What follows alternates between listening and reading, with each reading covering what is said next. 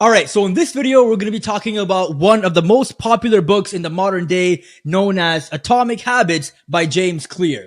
This is a great book that is designed to help you build healthy habits and break the self-destructive ones. Habits can either build us a great life or it can completely destroy us. So being cognizant of the habits we build our life around is extremely important. Steve Jobs was actually a big fan of a Hindu saying that spoke about the importance of habits, and I want to quickly share that with you because I think it's really powerful. It goes like this. For the first 30 years of your life, you make your habits. For the last 30 years of your life, your habits make you. Now, as you can see, this quote seems to be quite old because the quote kind of insinuates that one's life expectancy is about 60 years. However, depending on where you live, it's more like 90 nowadays. But the point is, the habits you cement into your DNA will eventually give you the life you get as the years go on. So I'm going to share 5 lessons that I learned from Atomic Habits, and hopefully these lessons can help you build the habits you need and get rid of the habits that are destroying your life. Lesson number 1, motivation is overrated. Environment matters more. James Clear argues that motivation is often a fleeting emotion and that it is much more important to surround yourself with an environment that stimulates you, inspires you, and gets you to do what you need to do. To do this, we must surround ourselves with cues that lead us to the habits we want to develop.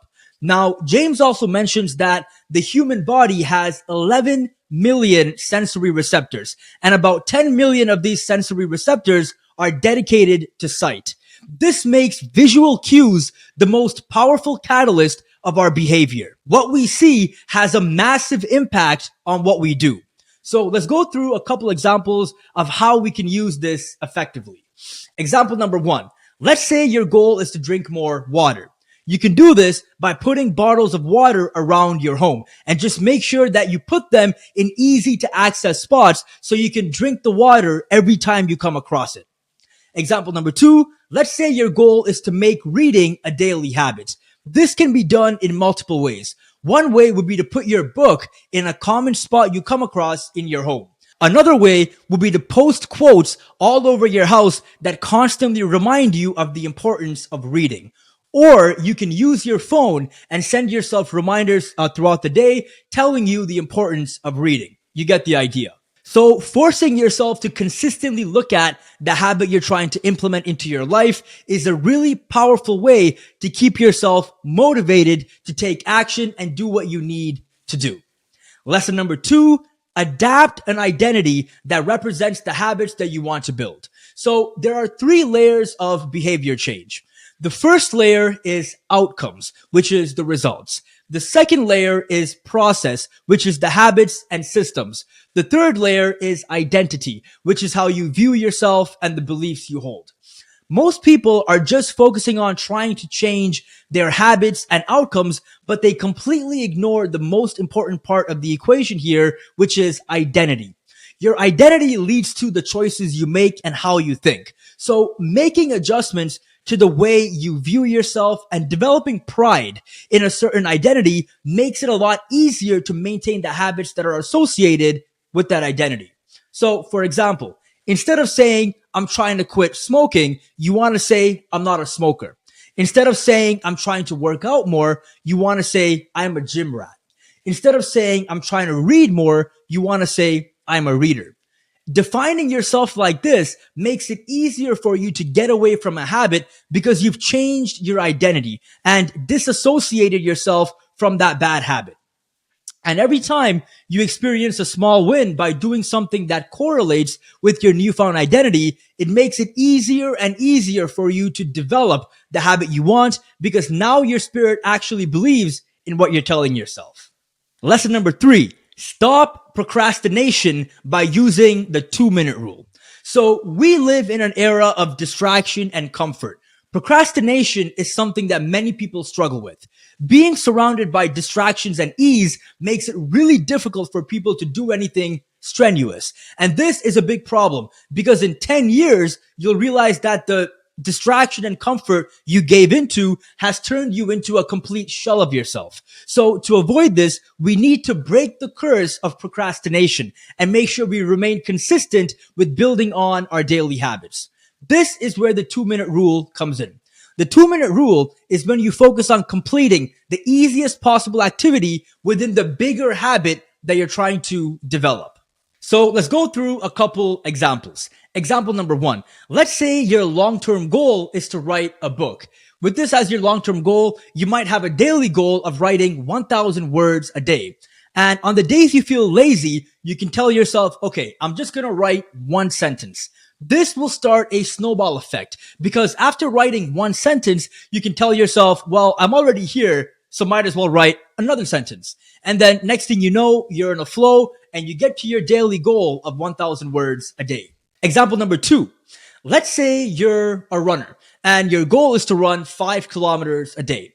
On the days you feel lazy, you can tell yourself, okay, I'm just going to walk and breathe the air for a couple of minutes. Then when you're outside, you can kick into a little jog and eventually run your 5K. So as you can see here, when you don't feel like being consistent with your daily habit, you just have to focus on doing the easiest activity within that habit. By doing this, you start building momentum, which eventually results in you completing your daily goal and sticking with your healthy habit.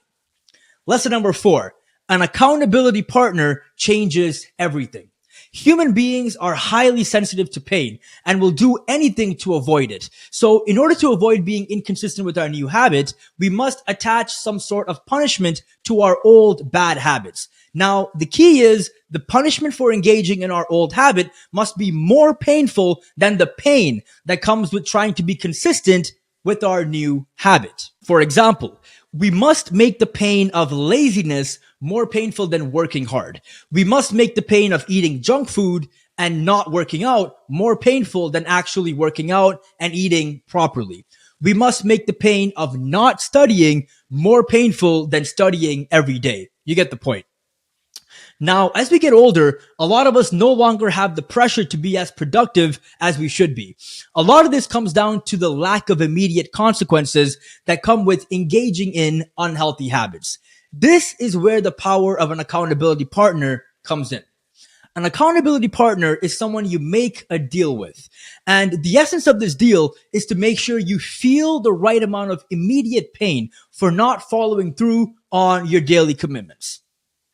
So to paint a more clear picture, let's go through 2 examples. Example number 1. Your daily commitment is to study 1 hour a day. And your punishment for missing a day is that you have to give your accountability partner $200 for the day you missed. Example number 2, your daily commitment is to do 100 push-ups a day. And if you miss a day, your accountability partner shaves off half the hair on your head.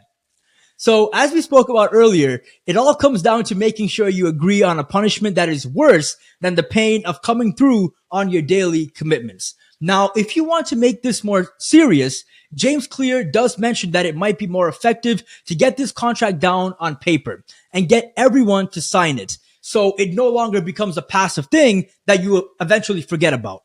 So to anybody that is struggling to find drive and motivation and you're looking for some sort of catalyst to help you build momentum, this is probably the best place to start. Because no matter how lazy you are, if you keep getting slapped with immediate pain for betraying yourself, you will change. And lesson number 5 is how to create good habits. Okay, so James Clear has a 4-step process that we must successfully go through if we want to build a good habit. So I'm going to give you the Walmart version of this process, but please read the book for details and a full explanation because that'll help you understand this process in a more precise way. Anyways, let's get into it. The 4-step process goes like this.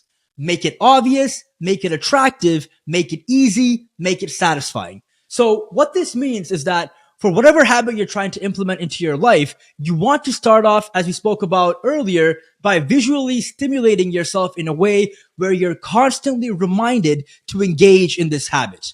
Then, as you constantly get reminded to complete the tasks associated with this habit, you need to tell yourself the attractive reason for why you want to make this habit a daily practice. After that, you want to make sure that you've set up your environment in a way where it makes it really easy for you to go and complete your daily tasks. And finally, after completing your daily commitment, you have to reward yourself so you can feel the feeling of victory.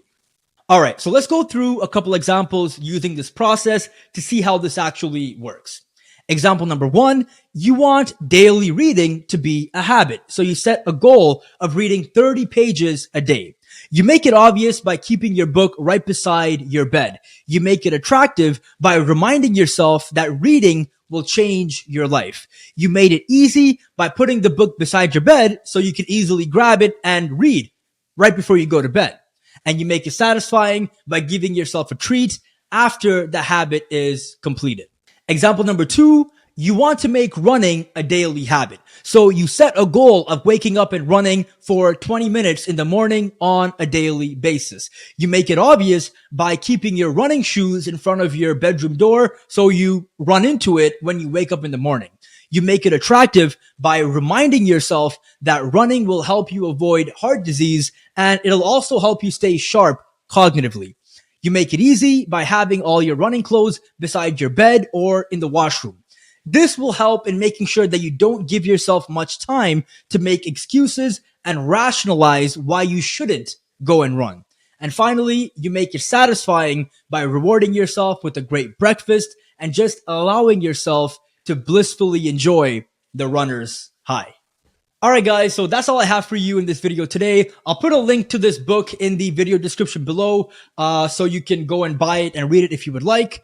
But yeah, if you enjoyed this video, please do like and subscribe to the channel. I have a lot more videos coming ahead, and I'll see you on the next one. All right, love you all. Take care.